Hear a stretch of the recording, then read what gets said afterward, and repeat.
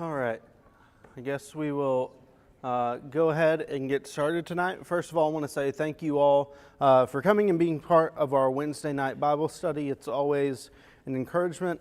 I have a lot of fun in the adult class. I study a little bit deeper than I do for the teen class. Teen class, it's more prepping, like how you deliver it, and so adult class is more diving deep into the text, which is fun. I enjoy it. And so what we've been doing this quarter is we've been looking at the books of poetry in Scripture. There's a lot more poetry than we have time to get into in this class. And so we've done a quick survey of the Psalms and Proverbs and Ecclesiastes. And then last week we started on our last quick little survey through one of these books, which is Song of Solomon. And so the way Song of Solomon is divided is, when you look at it, the first 4 chapters are really about it's all one story about a relationship. Those first 4 chapters are about the beginning of that relationship and working towards entering into marriage. And so that's what we talked about last week. We did kind of a sprint through that. I really think it's important for us to actually look at this book. I think we neglect this book a lot because for whatever reason, we are nervous and very awkward about talking about romantic and sexual relationships in the church. We often will wag finger at people and say hey, don't have sex before you're married, and that's about the extent of our conversation, which is a shame because we have this book, Song of Solomon. I actually prefer the other name for it that some translations give it, Song of Songs, because we see that phrase a lot in Hebrew literature, like the Holy of Holies, the most holy place. This is the Song of Songs. This is the best song according to Hebrews at the time. This was the Hebrew nation at the time this was written. And so we have this blueprint of this, what a romantic relationship is supposed to look like. That is what this song is all about. We all have that one sappy love song that we all love to listen to, and this was ancient Israel's go-to love song. And so what we looked at last week was the beginning of the relationship. And we talked about the initial attraction, how both the male and the female character, they address that their first attraction is to the physical. When she is stating what attracted him to her, she says, "I am beautiful." When she says what attracted her to him, she says, "I like the way he smelled. I like the way he kissed. He's a good kisser." And so we have that basic beginnings of attraction, which starts with the physical, but then we get immediately following that the real emphasis of what attracted these two people to each other. For her, she says, his name is like oil poured out, this purified oil. His name, his reputation is good. He is a person of upright, moral, and righteous character. And then for him, we get a little bit longer explanation of what he's attracted to in her, but it's this idea of she is a hard worker. She is someone who listens to authority. She listened to her brothers who had charge over her. And this idea of she is also a moral and upright person that we see her describe him to be. And so this idea of attraction, yes, it starts with the physical, and that's an important aspect of our romantic and marriage relationships, but also the way more important thing, and the thing that they actually emphasize in chapter 1, is they're attracted to the character of the person that they eventually wind up marrying. And then we walk through as the relationship actually started to begin. We talked about this as there are 2 main stages before marriage. You have your dating and your courting. And I said, don't get caught up in the old-fashioned version of courting where you can only spend time in the presence of a guardian, that kind of thing. But think of it as the less serious stage of dating and the more serious. And so the dating, what teenagers call today the talking stage, is genuinely just getting to know each other. This is when they'll be sending Snapchats or texting each other kind of casually at the beginning of the relationship. And getting to know each other, you have your first couple dates in this stage. And then we have the courting stage, which I said is when dating becomes more serious. I would lump engagement period into that as well. And that is the idea of like these people are growing together. Not focused on learning about him, not focused on learning about her, but growing together. And we see the shift in pronouns in Song of Solomon chapter 3, where they go from talking about mine and what I see in you to where they start talking about us. What can we do to grow together? What can we do to make this relationship successful?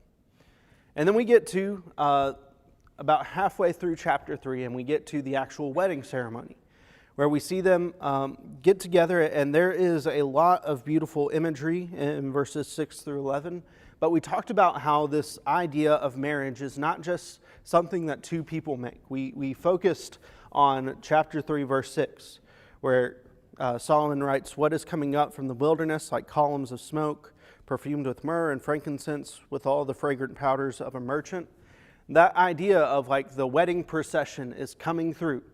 And these columns of smoke, it is a reference to God leading the Israelites in the wilderness. He led them with this column of fire and smoke. And so this idea of marriage is not just the covenant between two people, but God is present in that covenant as well. And so we walked through this time of celebration, this wedding, and then we get to chapter 4, which is the honeymoon scene. And we can walk through that. There's a lot of good things we can pull out of that. And then we get to chapter 5, verse 1, which is where we ended last week. And those last two lines of chapter 5, verse 2, or chapter 5, verse 1, I think are really, really important. As you read through this, you're going to see different sections labeled with like he or she or others. And this last two lines of chapter 5, verse 2, at least in the ESV, is labeled others. But in mine, I've got a note next to mine that says, this isn't the voice of others. This isn't the voice of the friends that are friends of him or her in the relationship, but this is the voice of God. As they have this honeymoon scene, as they have their first sexual encounter together, God speaks up and he says, "Eat, friends, drink, and be drunk with love."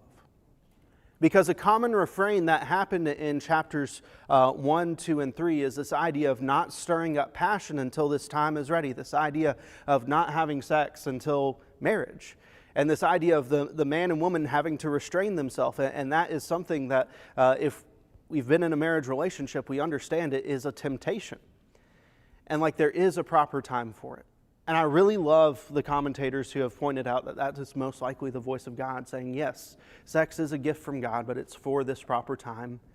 And when it's in this context, it is a beautiful and wonderful thing. And so, once we get past chapter 5, verse 1, we get into the part of the story with the marriage relationship. And so that's why we're spending 2 weeks in this half of the book, because for those of us in this audience, this is more about the things that we go through. And so tonight we're going to look at chapters 5 and 6. And what's going on in these chapters as we're going to walk through this is we're going to see a conflict arise between this married couple. And we're going to see basically what is the best way to handle this, what is some practical advice that we can get from looking at these two people working through their conflict. So Song of Solomon, chapter 5, starting in verse 2. I slept, but my heart was awake. A sound, my beloved is knocking. Open to me, my sister, my love, my dove, my perfect one. For my head is wet with dew, and my locks with the drops of night. I had put off my garment, how could I put it on? I had bathed my feet, how could I soil them? My beloved put his hand to the latch, and my heart was thrilled within me. I arose to open to my beloved, and my hands dripped with myrrh, my fingers with liquid myrrh on the handles of the bolt. I opened to my beloved, but my beloved had turned and gone. My soul failed me when he spoke. I sought him, but found him not. I called him, but he gave no answer. The watchmen found me as they went about in the city. They beat me, they bruised me, they took away my veil, those watchmen of the walls. I adjure you, O daughters of Jerusalem, if you find my beloved, that you tell him I am sick with love. And so, after the honeymoon scene, we fast forward a little bit in the story, and we see the root of this conflict. And I don't think this is conflict that is uncommon in relationships. I think this is something that's relatively understandable in our relationships. And so the image that we get here, verse 2, the woman in this relationship is speaking. I slept, but my heart was awake. All right, so setting of this scene, pretty simple. The woman is asleep in bed. It is nighttime, and so she has gone to bed, done like her nightly ritual, done up her hair, done her skincare routine, all that different kind of stuff. She's comfortable in bed. And another thing that we need to understand kind of about culture of this time is that the housing of this time, especially for wealthier people, which this book is written from Solomon's perspective, probably a wealthier family that's being talked about here, is that the married man and woman did not sleep in the same bedroom. They had their own separate rooms. And so she had done her whole thing, got her hair all done, skincare routine, all that happy stuff. She is in bed, about to go to sleep. She's like half dozed off, like she's thinking, but like, yeah, she's almost there. And then we get to that second line. A sound. My beloved is knocking. So apparently she had gotten ready for bed, in bed, about to fall asleep, and then all of a sudden, homeboy shows up. Apparently he had been out working. And so he says, he shows up to the house and wants to spend some time with his wife. He says, open to me, my sister, my love, my dove, my perfect one. My head is wet with dew, my locks with the drops of night. And so Solomon, or the man that he's writing about in this situation, had been working late. I don't know if he had been taking guard somewhere or if like the garden needed tending. I don't know. But he comes home late. And like the dew is on his head. So I'm assuming like weather's gross or he had been sweating, whatever. I don't know. And so the situation here is like one that I don't think we're all that unfamiliar with. The implication, we don't know for sure which way this is going, is he has come home after a long day of work, and he is coming home wanting to spend time with his wife. Whether this is just conversation or whether he is expecting sex, we don't know. It's not explicitly said for us. But he comes home, wants to spend time with his wife, and she is asleep. She was about to pass out, and she is upset that he has woken her up. And so, what is her initial response to this? Hey, I put off my garment. How could I put it back on? I bathed my feet. How could I soil them? Hey, I took my contacts out. I took my makeup off. My hair is up in curlers. It's time for bed. And so, her initial response is, no, I am tired. I don't want to spend time with you right now. And so what's his response? Well, she says, that next line, my beloved put his hand to the latch and my heart was thrilled within me. He basically says, I'm just going to try the door real quick and see if it's locked. And apparently it is, because he can't open the door. And so this is the source of our conflict. This is the argument that's going to happen. Is he gets home late from work, and is expecting time with his wife, either just time in conversation or sex. We aren't entirely sure.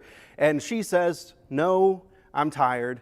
He tries the door. It's locked. And so what we're going to read about in the next couple verses is she changes her mind, goes to open the door, and he has left. There is hurt on both sides of this. She's mad because she got woken up. He's mad because she said no, and so they're at this impasse of like, hey, what do we need to do? We've both hurt each other's feeling. There feels like neglect on both sides. Why weren't you home earlier to spend this time with me? Well, why weren't you willing to be up and spend this time with me? And so there's hurt feelings on both sides. And this is what we see. And this is, I don't think, an uncommon conflict for us, but I also do think that this is a good insight for us as for how conflict works in marriage. And genuinely just conflict in general. As we see what's happening here is we see that both people get their feelings hurt. It starts with the wrong of the man to the woman, like, hey, she was asleep and you came in and made a big fuss. And so she's rightfully mad. She had passed out. She didn't want to wake up. You could have waited till morning. And then he gets this cold response of like, no, I'm already in bed, go away. And so they're both rightly upset with each other. Like, He has neglected her by not being here at the time that she was ready for this, and apparently didn't have the patience to wait. She didn't have the patience to humor him or handle this in a kinder way.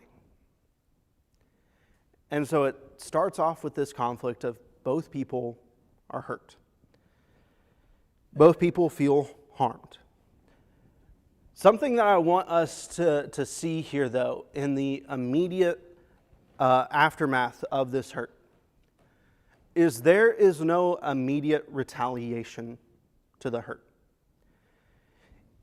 There is no record of like her saying, no, go away, I don't want to be here. And he starts like not just trying the lock, but like shaking the door, being violent, starting yelling. There is no account of her start screaming at the top of her lungs, get out of here. And there's none of this immediate retaliation. We see the conflict happen. We see their feelings get hurt. But they don't escalate the situation past what it needs to be. And I think that's a lot of our initial response. It is like, hey, my feelings are hurt. This person tested the boundary one too many times. And so I escalate to get my message across. And then that leads to further conflict. And that's not what we see here. Is we see that the conflict happens, they let it be, there is no escalation, there is no over response, there is no retaliation. Godly marriages do not face conflict with intentional pain. We are humans. We're going to mess up. We're going to hurt each other's feelings, and there is going to be pain in this relationship. But doing it intentionally is much, much different than something happening because of miscommunication. And that's something that we need to focus and realize. Return good for wrong, and pursue peace is what we really need to do. Don't retaliate, don't escalate. Return good for the wrongdoing. All right, so that's verses 2 and 3. The conflict has begun. All right, what's stage 2 of this conflict? The feelings are hurt. What needs to happen now? Well, that's where we get into verses 4 and 5. So, my beloved put his hand to the latch, and my heart is thrilled within me. All right, she hears him there. Eventually, she changes her mind. What does she do? I arose, opened to my beloved, my hands dripped with myrrh, my fingers with liquid myrrh on the handles of the bolt. I opened to my beloved, but my beloved had turned and gone. What we see here is that she had changed her mind. That she decided that it was worth it to spend time with her husband. She had this change of heart and said, you know what? Let's move past this. Let's go to the next thing. Let's move on. I want to be with you. You want to be with me. There's no reason to stew in this hurt. Let's go and fix it. And so she says, I'm going to change my mind. I'm going to pursue this. And so she goes and tries to find her husband, but he is gone. He had left. And so what do we need to do? Well, that takes us into point 3, which is reaching out to make amends. She changed her mind. She wants to make things right with her husband. Presumably he does as well, but he's giving her space. And so she goes out and she starts looking for him. And that's what we see kind of as we continue on. So picking up in verse 6, I opened to my beloved, but my beloved had turned and gone. My soul failed me. When he spoke, I sought him, but found him not. I called him, but he gave no answer. The watchmen found me as they went about in the city. They beat me, they bruised me, they took away my veil, those watchmen of the walls. I adjure you, O daughters of Jerusalem, if you find my beloved, that you tell him I am sick with love. And so, she has this change of heart, and what does she do? She immediately starts seeking out her husband. And so she basically puts on what little bit she can, leaves the house, goes out looking for her husband. This language in verse 7 of like the watchman beating her is probably them telling her like, hey, it's late, go back home, like this emotional like neglect of her and not physical abuse. And so they're beating her away in like a metaphorical sense, like go home, you can work on this tomorrow. And we see that she still cares. And so she runs into some women and she says, hey, if you see my husband, tell him that I'm looking for him. And this idea continues on. The rest of chapter 5 focuses on this idea of her saying, okay, what do I want with my husband? What can I do to fix this? And so she starts thinking about all the wonderful things that there are about her husband. And then we get to chapter 6, verse 1. And the others that she had asked to look out for her husband earlier ask her, where has your beloved gone, O most beautiful among women? Where has your beloved turned that we may seek him with you? And so the question is asked of her, like, hey, you know your husband, you know Solomon better than anyone. Where would he have gone if his feelings were hurt? Where would he have gone? Where would he have moved to? Where can you actually seek him out? And we see in chapter 6, verse 2, she knows exactly where. My beloved has gone down to his garden, to the bed of spices, to graze in the gardens, and to gather lilies. I am a beloved, and my beloved is mine. He grazes among the lilies. And so she goes out and she knows exactly where he is, knows where he would have gone, and seeks him out actively, trying to find him and have stage 4 of handling conflict, communication. And so that's where we get into chapter 6, verses 4 through 7. Not verses 4 through 7. We kind of see this in verse 3. It's an implied conversation when she says, I'm a beloved, and my beloved is mine. He grazes among the lilies. My notes are a little all over the place today. There is this honest communication between them. She says, I know he's gone to the garden, and so I'm going to spend time communicating with him and assuring him that, like, I have moved past this, that we can work through this together, and that we are going to work through this to become stronger. I'm yours, you are mine. And so we have some keys to just making sure that we can communicate well. The notes that I have for this is 16 nevers in these types of conversation. Never speak rashly. Don't let your temper get the best of you. Take your time, let tempers simmer, cool down. Don't speak rashly. Hey, don't confront your partner in public. And this is an idea that is talked about a lot in Scripture. Matthew 18, verse 15. Yeah, have these confrontations in private. This is not a public fight to have. Again, point 3 is very similar to that. Never confront your partner before children. Never use your children in the conflict. Never say never or always. Don't make these conversations so all-encompassing. You're talking about something that probably happened over the course of 5 minutes. The terms never and the terms always are a little extreme in these. Never call people's names. Never stomp out of the conversation. Never raise your voice. Never bring family into the discussion unless that is the actual topic of the discussion.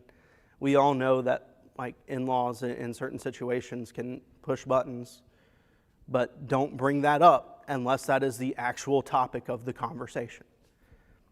Never strive to win the conflict. If you are trying to win, that means you are trying to make your husband or wife a loser. You didn't marry them because you thought they were a loser. Don't try to be a winner. Try to come to a mutual place of understanding. Never be condescending. Never be demeaning. Never make accusations or use statements. Never seek resolution when sick or tired. Make sure you are in a clear place to actually have this conversation. Never get historical. Don't bring up that thing that he did 4 years ago. Don't bring up that thing that she did a week ago that's under your skin. And last, and I hope this one is not one that I have to say, but it's on my list. Never touch in a harmful way. If it gets to the point where you feel like you've got to smack your husband or you feel like you are going to throw hands, you are in the wrong place. Leave. Take a break. Let your temper simmer, cool down. And so, don't speak rashly. Don't confront in public. Make sure you're focused on that. Don't bring up the past. Don't get super into the weeds of this stuff. Don't demean. Don't call names. None of this stuff. Do what you can to make sure that you guys are working together. In these conversations, if there's winners and losers, the conversation has gone wrong. The conversation is about finding mutual ground and mutual understanding. All right, moving into step 5, which is forgiveness. And so this is chapter 6, verses 4 through 7. And we see that the man speaks up. You are beautiful as Tirzah, my love, lovely as Jerusalem. Awesome as an army with banners, turn away your eyes from me, for they overwhelm me. Your hair is like a flock of goats leaping down the slopes of Gilead. Your teeth are like a flock of ewes that have come up from the washing. All of them bear twins. Not one of them has lost its young. Your cheeks are like halves of pomegranates behind your veil. And so what we see after this implied conversation in verse 3 is this act of forgiveness. And he moves past this. He says, whatever this conflict is, I'm done with it. I want you to know that I see you for you. I see you for the person that you attracted me to you. I see the person that we have grown to be, where it's not just me and you, but it is us working together. And so, we are past these things. We're going to move forward. And then, we're not done with this idea of forgiveness, but this next passage, next section of this is a little weird. We have to remember that Solomon is probably not writing about himself, but writing about someone similar to him in this position of like royalty or influence.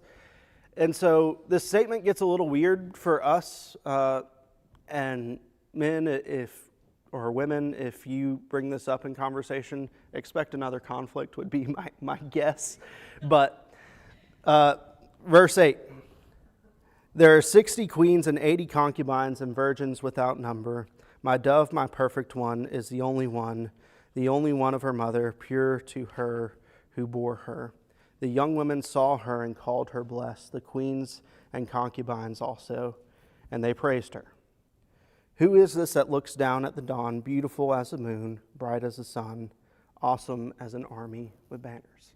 So, verse 8 is the one that is going to bring up more conflict if you bring this up. But what Solomon, or the man that he's writing about, is trying to do here is assure his wife that you are the only one for me. I stepped out because I was mad, this conflict, but we are past that, and I want to assure you that you are the only one for me.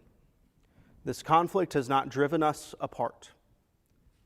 This conflict has been rough for a brief moment in time, but guess what? We are here. We are going to work through this together. And like I said, Solomon is probably writing about some king-type figure or someone with influence, and he says, like, through this conflict, I have had plenty of opportunities.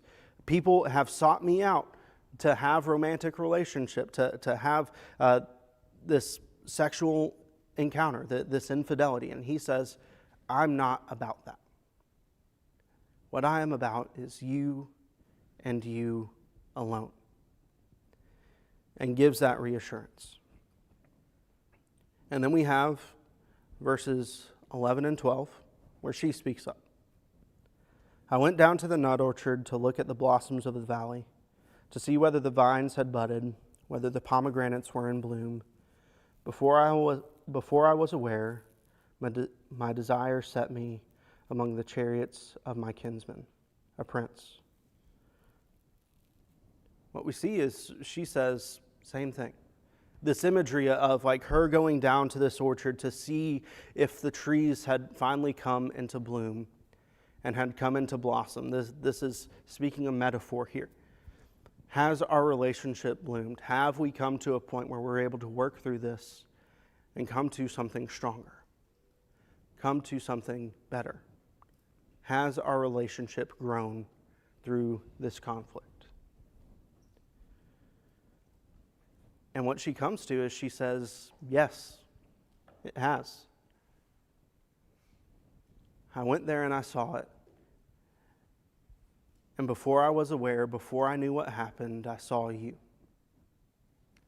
And I knew that we could come through this stronger and better, leaving the conflict behind us.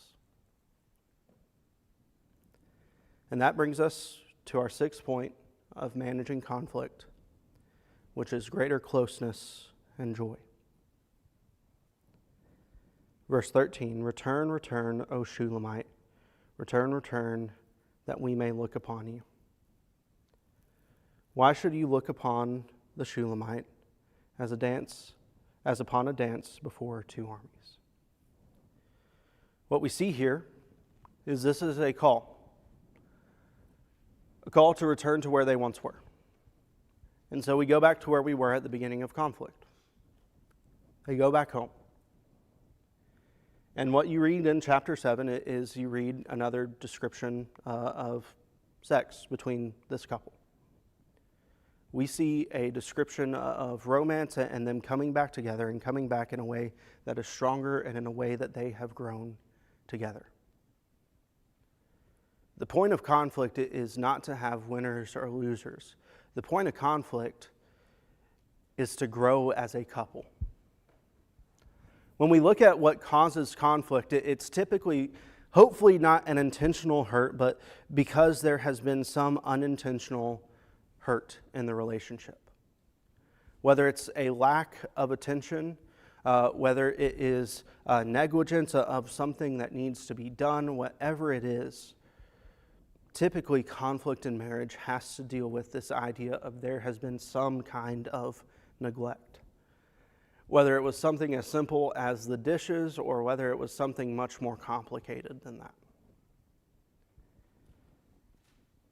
And so, all of this leads to, hopefully, bonding together, becoming stronger, becoming closer, emotionally, intimately, and bringing more joy to your relationship as you grow together.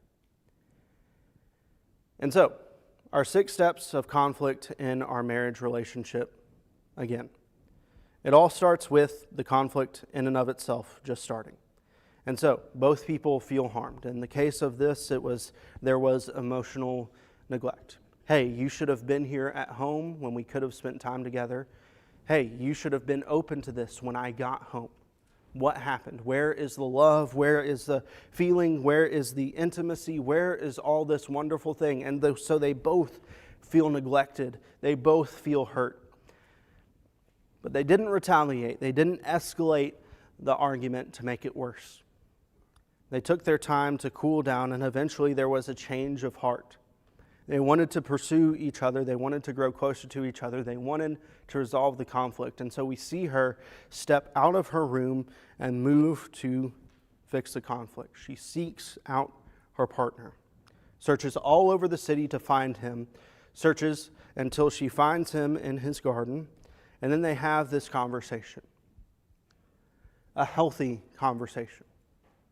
Not a conversation of accusations, not a conversation of escalation with these never and always terms, not a conversation where they use each other's family or the kids as part of a tool to weaponize this conflict, but a conversation, a candid conversation about the conflict that happened. And that's it. And how to forgive and how to move past.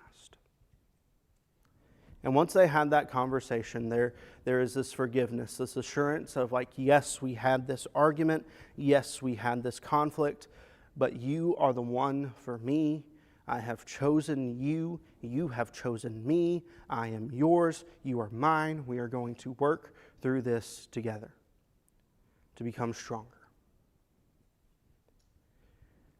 And that forgiveness leads to a closer and more intimate, emotionally and relationally, a stronger and better relationship. That's the art of conflict. I really think at some point, we always mess this up.